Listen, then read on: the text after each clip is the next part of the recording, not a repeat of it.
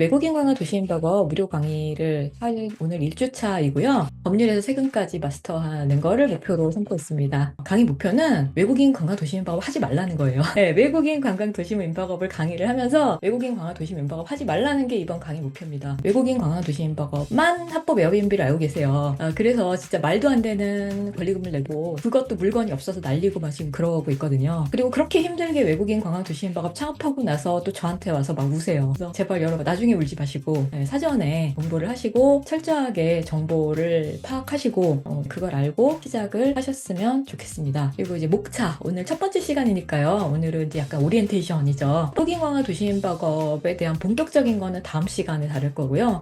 이 랩이 외도민이라고 줄여서 얘기하죠. 요즘 왜 이렇게 떴는지 이게 도대체 뭐길래 그러는지 그 얘기를 좀 할게요. 그리고 이제 3주차가 되면 여러분들이 많이 궁금해하시는 거 도대체 얼마나 들어요? 창업비용 많이 궁금하시죠? 그 얘기를 좀 할 거고요. 그리고 법적인 거를 우리가 알아야 매물을 찾을 수가 있거든요. 아무데나 덜컥 계약하면 또 저를 울면서 찾아오세요. 그럼 이 업에 맞는 매물이 도대체 어떤 것인가를 찾는 방법을 이제 말씀을 드릴 거고, 이제 5주차가 되면 인테리어 얘기를 할 거예요. 인테리어에 대해서는 1시간 가지고 어림도 없죠. 그렇지만 이제 쫙 한번 훑고 넘어갈 겁니다. 그리고 마지막 주에는 사업자 등록하고 세금 내는 것까지 얘기를 드릴 거예요. 외국인 관광 도시민박업에 대한 법률적인 얘기는 다음 주에 본격적으로 할 거고요. 표에 외도민, 그리고 농어촌 민박업, 한옥체험업, 일반 숙박업, 생활숙박업, 호스텔업, 관광호텔 요 정도 우리가 많이 들어본 것들은 이렇게 따로 표로 정리를 해놨고요. 이 문서의 아래쪽에 보면 이렇게 급별 업종에 대한 법적인 내용까지도 정리를 되게 잘 해놨습니다. 제가 말씀드리고 싶은 건 외국인 관광 도시민박업이 이 많고 많은 다른 숙박업종들과 어떻게 다르냐는 거예요. 특징이 뭐가 다르냐라는 거죠. 보시면 이 표에 되게 잘 나와 있는데요. 호스팅 지역이 도시예요. 근데 보세요. 요즘 대한민국 사람들 대부분 다 도시에 살잖아요. 농어촌 지역은 인구가 별로 없고 갈수록 줄고 있고, 그러니까 도시에서 숙박업을 해야 되잖아요. 우리 가까운 곳에서 하고 싶잖아요. 그랬을 때 선택할 수 있는 도시라는 지역에서 할 수 있다는 게 가장 큰 특징이고요. 그리고 건물 유형도 여기 써 있잖아요. 단독 다오 다세대 연립 아파트인데 일단 이게 분류상으로는 주택이죠. 주택에서 할 수 있는 거예요. 이가 알고 있는 숙박업들 있잖아요. 여기 나와 있는 이런 숙박업들 종류에서 주택에서 할 수 있는 게 몇 개 없어요. 20 몇 개나 되는 그 중에서 할 수 있는 게 대표적인 게 민박업, 농어촌 민박업, 그다음에 도시 민박업, 한옥체험 3가지 정도입니다. 그리고 한옥이라는 거는 워낙 귀하잖아요. 그러니까 별로 없어요. 여튼 한옥은 너무 귀해. 그래서 좀 우리가 쉽게 접하기가 어렵거든요. 그럼 주택에서 할 수 있는 업종 중에서 우리가 살고 있는 도시에서 할 수 있는 업종 중에서 그러면 외국인 관광 도시 민박업 하나밖에 없는 거예요. 그러분이 한옥체험업으로 에어비앤비 해도 되고 생활숙박업으로 에어비앤비 해도 되고 호스텔업으로 에어비앤비 해도 돼요. 그게 다 합법이야. 근데 마치 합법 에어비앤비는 오로지 외국인 관광 도시 민박업인 것처럼, 외도민 아니면 큰일 나는 것처럼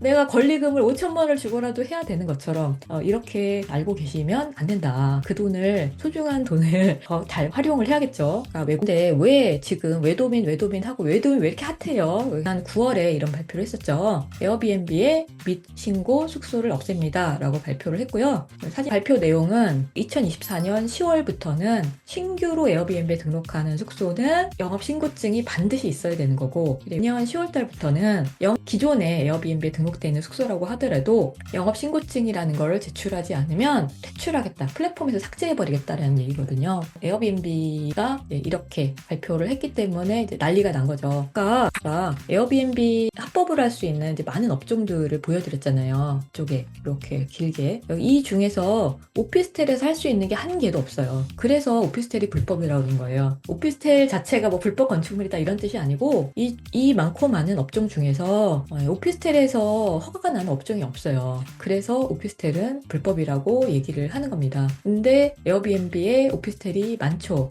과거에는 어땠어요? 뭐 에어비앤비에 아무거나 할 수가 있었지만 지금은 할 수가 없게 됐어요. 이 중에서 가장 적은 비용으로 도전해 볼 수 있을 만한 업종이 외국인 관광 도시 민박업이에요. 외도민이 이렇게 핫해진 이유는 합법 에어비앤비가 오로지 외도민만 있는 것처럼 알려졌기 때문에, 그런 잘못된 정보 때문에 그렇다고 생각을 합니다. 그래서 이 내용에 대해서는 제가 유튜브 영상으로 이미 다룬 적이 있어요.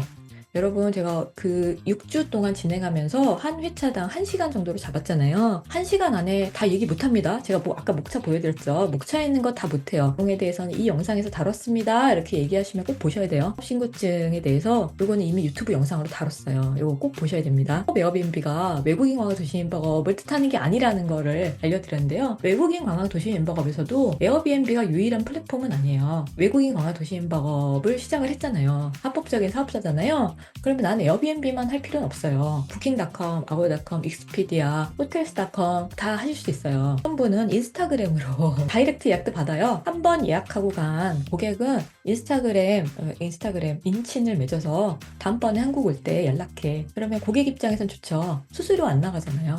여튼 이 많고 많은 플랫폼 중에 하나일 뿐인 거예요. 네이버에 등록하면 안 된다라고 알고 계신 분도 있는데 등록하면 안 되는 건 아니에요. 네이버에 등록해서 외국인만 받으면 되는 거지. 근데 네이버를 사용하는 외국인이 별로 없잖아요. 그래서 문제인 거지. 플랫폼은 죄가 없어요. 그냥 자기네들은 중간에서 방을 찾는 사람과 방을 내놓는 사람을 연결시켜주고 중간에서 수수료 받는 것 뿐이죠. 외국인 관광 도시 멤버업을 해도 여러 플랫폼을 이용하실 수가 있습니다. Airbnb는 불법이라면서요. 이런 질문을 하도 많이 받아서 그에 대해서 유튜브 영상 올릴 적 있었고 네, 이것도 보시라고 추천드립니다. 긴 거 아니니까 지금 했던 내용입니다. 어떤 플랫폼을 이용하느냐에 따라서 합법이냐 불법이냐가 정해지는 게 아니고 내가 합법 사업자냐 아니냐를 따지는 것 뿐이죠. 네이버에다가 숙소 등록하려면 사업자 등록증을 업로드해야 되거든요. 근데 에어비앤비는 그동안 아무것도 안 받았거든요. 그냥 아무나 다 등록해줬으니까. 그렇기 때문에 에어비앤비 해요 이렇게 말하면 당연히 쟤는 불법이겠지 이렇게 네, 그런 그 부정적인 인식이 그동안 있었는데 이제는 이게 바뀌게 되겠죠. 또 불법이 많다 보니 합법 에어비앤비란 말이 있다는 것 자체가 저는 되게 불편했는데 이제는 이런 말도 사라지지 않을까 싶고 누누이 말씀드렸다시피 외국인 관광 도시 멤버업만 합법 에어비앤비는 아닙니다. 앞에서 말씀드린 여러 가지 업종들이 있습니다. 그리고 그 업종들은 사실 외국인 관광 도시 멤버업이라는 그 업종으로 부르지는 않아요. 그쵸? 여러분들 카페 갈 때 나는 카페 친구랑 카페에서 만날까? 이렇게 얘기하지 우리 휴게 음식점에서 만날까? 이렇게 얘기하지 않잖아요. 그러니까 무슨 스테이라고 부르면 스테이는 되게 좋을 것 같잖아요. 뭔가 자쿠지도 있고 멋있는 인테리어와 특유의 취향이 반영된 근사한 가구들도 있고 이런 데가 스테이일 것 같고 민박 이러면은 민박집이면 주인 사장님은 할머니일 것 같고 노란 장판에 네, 이런 시골집일 것 같고 우리가 생각하는 이런 느낌이 있잖아요. 실은 업종의 분류는 아까 보여드렸던 대로 외국인 관광 도시 멤버업, 농어촌 민박업 이런 업종의 분류가 되어 있죠. 이 어려운 이유는 업종이 이렇게나 많고 법이 다 달라요. 보면 숙박업이 일반 숙박업이라고 하는 게 우리가 일반적으로 모텔이라고 부르는 업종인데요. 모텔이 일반 숙박이 많은데 그건 공중위생관리법에 따라서 그 법에 맞춰서 창업을 하게 됩니다. 근데 우리 외국인 관광 도시 민박업은 관광진흥법에 또 규정이 돼 있거든요. 농어촌 민박업은 농어촌 정비법이라고 또 법이 따로 있어요. 한꺼번에 알 수가 없고 따로따로 공부해야 되고 이 법에 규정된 조건들이 다 다르기 때문에